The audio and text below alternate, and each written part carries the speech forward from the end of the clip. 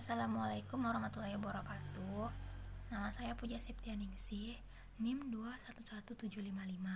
Di sini saya akan menjelaskan tentang definisi motivasi dan tujuan motivasi dalam suatu organisasi. Menurut Abraham Maslow, motivasi adalah sesuatu yang bersifat konstan atau tetap, tidak pernah berakhir, berfluktuasi, dan bersifat kompleks. Dan hal itu kebanyakan merupakan karakteristik universal pada setiap kegiatan organisme.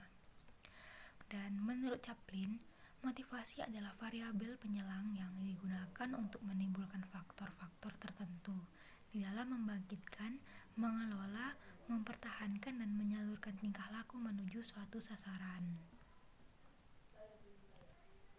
Motivasi bekerja itu setiap manusia akan gigih dan giat untuk melakukan pekerjaannya. Selama dorongan kerja itu kuat, semakin besar peluang individu untuk melakukan lebih konsisten pada tujuan kerjanya.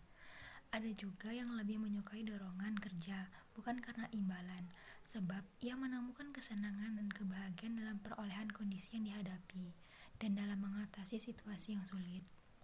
Dalam motivasi kerja, Islam hanya mengenal konsep tawakal kepada Allah, tetapi sama sekali tidak menerima fatalisme, yaitu jalan yang negatif dalam kehidupan. Bersikap menunggu tanpa berusaha, Islam memotivasi kerja dengan sikap tawakal kepada Allah, berarti mendayagunakan seluruh potensi untuk memikirkan keselamatan dunia dan akhirat, mempertimbangkan berbagai alternatif dan memilih yang terbaik untuk diimplementasikan. Islam mengajarkan bahwa setiap pekerjaan dan kenikmatan yang baik dapat berubah menjadi ibadah jika disertai dengan niat yang tulus dan memanfaatkannya serta menghormati kehendak pemberinya. Jika iman merupakan rukun dan rahasia amal keamanan merupakan tubuh dan bentuk iman, memisahkan keduanya menghasilkan bentuk kehidupan yang timpang. Orang yang beriman tetapi tidak bekerja, maka ia akan hidup dalam kehampaan dan kelumpuhan. Tidak ada hasil dalam kehidupannya dan tidak ada tanda-tanda keimanannya. Sebaliknya, orang yang bekerja tanpa iman akan hidup seperti robot dan tidak mampu merasakan eksistensi nilai-nilai di balik penciptaannya. Islam menetapkan bahwa amal tanpa iman adalah perjuangan sia-sia, bagaikan debu yang berhamburan ditiup angin yang kencang. Mengapa dalam suatu organisasi diperlukan adanya sebuah motivasi? Karena organisasi sendiri adalah kumpulan orang-orang yang bekerja sama untuk mencapai tujuan yang telah ditentukan. Agar kerjasamanya dapat berjalan dengan baik, maka semua unsur dalam organisasi, terutama sumber daya manusia, harus dapat terlihat secara aktif dan memiliki dorongan untuk bersama-sama mencapai tujuan. Agar suatu organisasi dapat mencapai hasil kerja yang optimal, maka setiap pimpinan harus mengetahui tujuan, suatu motivasi yang diberikan kepada bawahannya, antara lain mendorong gairah kerja, meningkatkan motivasi, meningkatkan produktivitas, dan lainnya. Motivasi mempunyai peranan yang sangat penting dalam suatu organisasi. Tanpa motivasi, sudah tentu para pegawai tidak dapat melakukan pekerjaannya dengan baik. Untuk itu, motivasi harus diberikan kepada pimpinan sebagai motivator dalam meningkatkan semangat kerja, memberikan dorongan serta arahan yang lebih ke arah pemanfaatan yang paling optimal guna tercapainya tujuan organisasi. Baiklah, hanya itu saja yang dapat saya sampaikan. Apabila terdapat penyampaian kata yang salah, mohon dimaafkan. Wassalamualaikum warahmatullahi wabarakatuh. Organisasi sendiri adalah kumpulan orang-orang yang bekerja sama untuk mencapai tujuan yang telah ditentukan. Agar kerjasamanya dapat berjalan dengan baik, maka semua unsur dalam organisasi, terutama sumber daya manusia, harus dapat terlihat secara aktif dan memiliki dorongan untuk bersama-sama mencapai tujuan. Agar suatu organisasi dapat mencapai hasil kerja yang optimal, maka setiap pimpinan harus mengetahui tujuan, suatu motivasi yang diberikan kepada bawahannya, antara lain mendorong gairah kerja, meningkatkan motivasi, meningkatkan produktivitas, dan lainnya. Motivasi mempunyai peranan yang sangat penting dalam suatu organisasi. Tanpa motivasi, sudah tentu para pegawai tidak dapat melakukan pekerjaannya dengan baik. Untuk itu, motivasi harus diberikan kepada pimpinan sebagai motivator dalam meningkatkan semangat kerja, memberikan dorongan serta arahan yang lebih ke arah pemanfaatan yang paling optimal guna tercapainya tujuan organisasi. Baiklah, hanya itu saja yang dapat saya sampaikan. Apabila terdapat penyampaian kata yang salah, mohon dimaafkan. Wassalamualaikum warahmatullahi wabarakatuh. Assalamualaikum warahmatullahi wabarakatuh. Perkenalkan, nama saya Nurdiana dengan NIM 211766. Di sini saya sebagai kelompok 6 akan menjelaskan bagian kedua materi kita tentang komunikasi. Jadi di sini saya akan menjelaskan definisi komunikasi itu sendiri. Ada beberapa pendapat para ahli yang akan saya sampaikan di sini, yaitu yang pertama adalah Everett M. Rogers dan Lawrence Kinsey.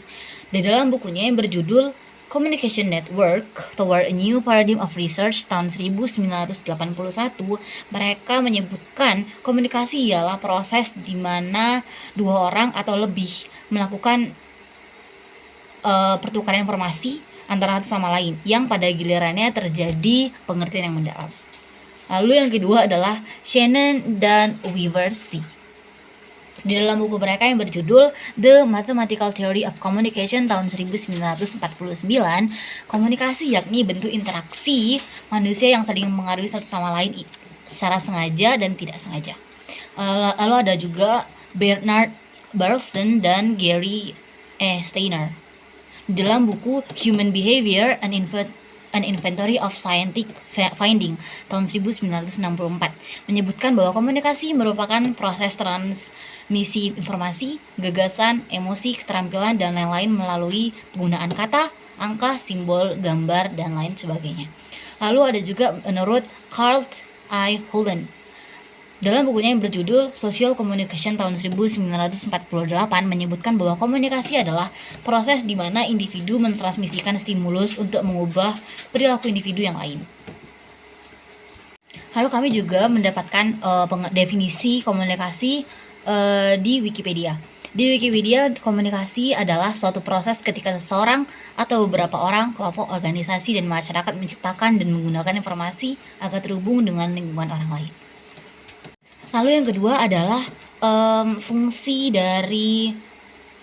komunikasi dalam pencapaian tujuan organisasi. Di sini kami menggunakan teori menurut Onong Uchana Effendi dalam buku Ilmu, Teori, dan Filsafat Komunikasi tahun 2003. Di sini beliau menjelaskan ada 4 fungsi dari komunikasi, yaitu yang pertama adalah menyampaikan informasi. Apa maksud dari menyampaikan informasi ini? Jadi menyampaikan informasi ini maksudnya adalah bagaimana satu orang ini memberikan informasi kepada orang lain. Contohnya, jika kita menonton berita di televisi, ada satu orang yang menjadi pewara dengan berita yang telah dia punya, menyampaikan kepada banyak orang untuk disampaikan informasinya. Lalu yang kedua adalah mendidik. Mendidik ini maksudnya adalah bagaimana pribadi itu tumbuh. Contohnya adalah bagaimana seorang anak dikenalkan dengan bahasa Indonesia dari ibunya. Lalu kayak bagaimana anak ini tumbuh dengan bahasa itu sendiri sampai berlanjut sampai dia dewasa. Itu adalah salah satu bentuk komunikasi dari mendidik antara ibu dan anak. Lalu setelah itu yang ketiga ada menghibur. Contoh dari menghibur ini adalah musik. Di dalam musik ada liriknya ada lirik penyemangat, ada lirik tentang mencintai diri sendiri gitu kan. Nah, lirik ini itu dapat mempengaruhi kita sebagai bentuk komunikasi juga. Mungkin kita bisa lebih semangat, kita bisa lebih mencintai diri kita sendiri. Itu adalah satu contoh menghibur dari fungsi komunikasi ini. Lalu yang terakhir adalah mempengaruhi. Komunikasi ini sangat mempengaruhi bagi kita gitu. Sebagai salah satu contohnya adalah sering diadakannya sosialisasi tentang mungkin kesadaran lingkungan. Tentang sosialisasi ini kan membuat orang lain yang mendengarkan sosialisasi ini menjadi sadar dan peduli terhadap lingkungan masing-masing. Bagaimana komunikasi itu sangat berpengaruh terhadap diri kita sendiri. Lalu bagaimana dengan fungsi komunikasi dalam pencapaian tujuan organisasi tersebut? Karena pada dasarnya manusia itu kan adalah makhluk sosial gitu ya, yang pada hakikatnya adalah kita emang harus berkomunikasi. Kita membutuhkan orang lain untuk mendapat informasi, untuk bertukar pikiran begitu kan, untuk komunikasi. Nah, Begitu juga dengan organisasi tersebut. Di dalam organisasi itu komunikasi adalah elemen yang sangat penting bagi organisasi tersebut. Jika terjadi miskomunikasi antara kedua belah pihak, maka akan terjadi dampak yang sangat buruk. Miskomunikasi itu adanya kesalahpahaman antara kedua belah pihak dalam mencerna proses komunikasi. Jadi bagaimana pemberi informasi ini dan penerima informasi memberi arti dan penafsiran yang berbeda. Jadi terjadi kesalahpahaman gitu ya. Dan jika kondisi ini memang terus-terus berlanjut, maka akan membawa dampak yang sangat buruk bagi kelangsungan organisasi tersebut. Dan emang akibatnya juga sangat berat. Makanya kenapa saat kita berkomunikasi perlu adanya fokus dalam komunikasi. Jadi kayak saat kita mendengarkan orang, saat bagaimana kita mendapat informasi, bagaimana kita menyampaikan informasi, semua itu harus benar dan jangan sampai salah penafsiran dalam kita sendiri.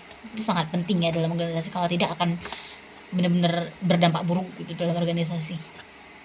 Dan karena memang itu berdampak buruk gitu ya, dengan tujuan organisasi tersebut juga akan melenceng jadi ya, karena adanya miskomunikasi ini jika terjadi akan melenceng dari tujuan awal organisasi itu dibentuk begitu. Jadi perlu adanya komunikasi yang baik antara kedua belah pihak dengan pemberi informasi dan penerima informasi agar mendapatkan informasi yang jelas dan tidak terjadinya miskomunikasi. Itu dia penjelasan yang bisa saya sampaikan tentang komunikasi. Terima kasih kepada teman-teman yang telah mendengarkan dan juga ibu dosen yang telah mendengarkan video ini. Walaupun penyampaian saya sangat rumit ya, saya mohon maaf sebesar-besarnya. Saya harap ibu dan teman-teman semua bisa mengerti dengan penjelasan yang telah kami berikan. Terima kasih banyak. Saya mohon maaf atas segala kesalahan. Semoga, saya harap teman-teman semua bisa mengerti. Terima kasih. Di sini saya Nurdiana undur diri. Assalamualaikum warahmatullahi wabarakatuh.